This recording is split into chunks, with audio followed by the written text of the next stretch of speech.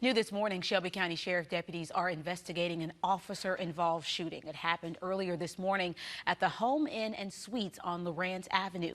The partial government shutdown has entered yet another week. Saturday, Vice President Mike Pence met with other White House officials, top aides, and several members of Congress in an attempt to bring the impasse to an end. Meanwhile, hundreds of thousands of government workers wonder when they'll see their next paycheck. Meanwhile, in East Tennessee, 5 people were arrested during a women's march in Chattanooga. Officers say the group did not have a permit to march on Saturday.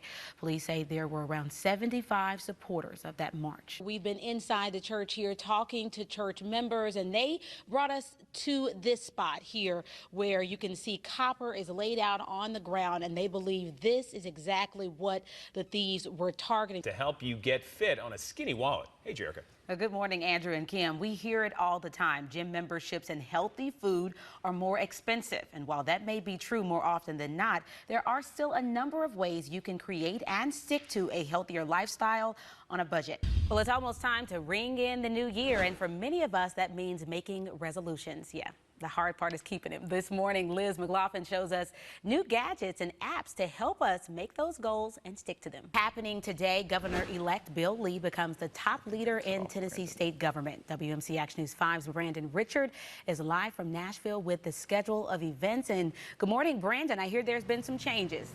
A family is recovering physically and emotionally this morning after their home was targeted by a gunman on New Year's Eve. A father was shot and killed. An investigation underway after a bizarre robbery in Memphis. A woman visiting her late mother's grave at Elmwood Cemetery robbed at gunpoint. No delays in our area, but we all know about those flight delays and how frustrating they can be. Well, storms in areas of the country have left a group of Mumford teens stranded hundreds of miles away from home. The Mumford High School band is traveling to California for the Rose Bowl parade. Memphis police and firefighters still here on the scene, and within the last few minutes, the family who lives at this home, they weren't home at the time of the fire, they just showed up. And I did just talk to a neighbor. I just want to show you the scene and what's happening right now. And as the holiday celebration continues, law enforcement officials across the Mid-South want to remind you, do not drink and drive. Here's more on their efforts to keep you safe while doing all that partying.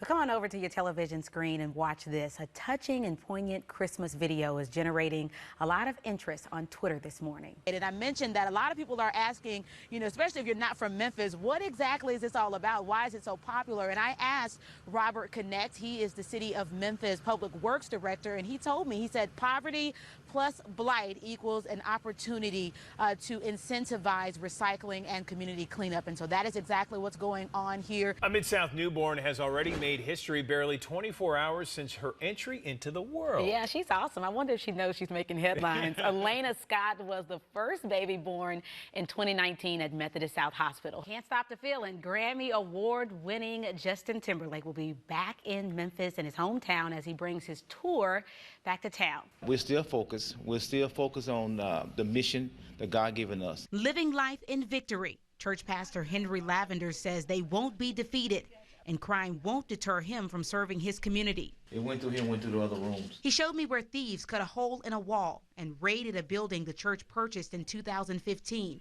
on Raleigh-LaGrange Road next to their sanctuary.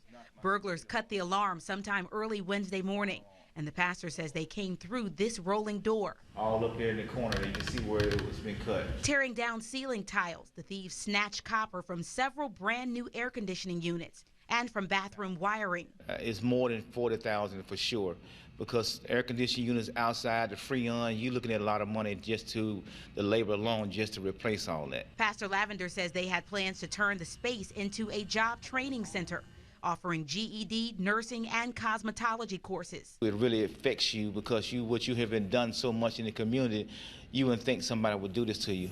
As you can see behind me, the signage for the new training center had already been put up, and I'm told they recently made an announcement to the congregation that this resource would be available. We were there as investigators with the Memphis Police Department returned to collect evidence. The pastor believes it took a team of thieves to pull off the burglary, and shared this message. You're hurting yourself and you're hurting your community when you do this. In Raleigh, Jerica Phillips, WMC Action News 5. He's taught me how to navigate South Memphis real well the last few months. Retired businessman David Vaughn admits he and his mentee, 17-year-old Albert Jones, come from different worlds. I don't think we've really focused on our differences. We've just focused on our strength. And one of the primary things that we've been focused on, really since we met each other, has been trying to get him back to get his high school degree. Albert has been in and out of juvenile detention over the last few years. His father is incarcerated and his mom works long hours to provide. He says a lack of guidance is what led him down a road to self-destruction. Hanging around the wrong group, not wanting to listen, well, just not having a lot of discipline. Right now, Shelby County Mayor Lee Harris is pushing an initiative for a multi-million-dollar juvenile justice and education center focused on rehabilitation for kids like Albert. Department of Justice statistics show 11,000 youth enter the Shelby County Juvenile Court every year. 75% of reoffenders are at a high risk of moving into the adult system. Vaughn is a volunteer, mentoring with juvenile intervention and faith-based follow-up, or JIF. One of the biggest challenges might be is just understanding the time that it'll take. Things move slow. No longer mandated by court orders, Albert participates in JIF because he says it's a lifeline. They can help me accomplish a lot of goals, and JIF, I can call JIF family. The mentor money is important because we just need people to pour back into their community, back into their people. Through faith, hope, and love, Vaughn and Albert say JIF brought them together, a mentoring seed that continues to grow. Thanks for helping me win, brother. Jerica Phillips, WMC Action News 5. As she sat in Sunday service at World of Life Healing Ministry, Margaret Matthews Wilburn had no clue she would soon be honored. Wilburn is an Olympic bronze medalist, a medal she earned in Melbourne, Australia in 1956 as a member of the 4x100 meter relay. While sharing her success story and passing her bronze medal around during a school assembly, her medal was stolen and never recovered. For more than 4 decades, she didn't speak of it, not even to her friend, Dr. Rochelle Stevens, a 2-time Olympic gold and silver medalist in track and field. But when Stevens learned about the theft earlier this year, she immediately contacted the United States Olympic Committee. This is the result of an 11-month investigation.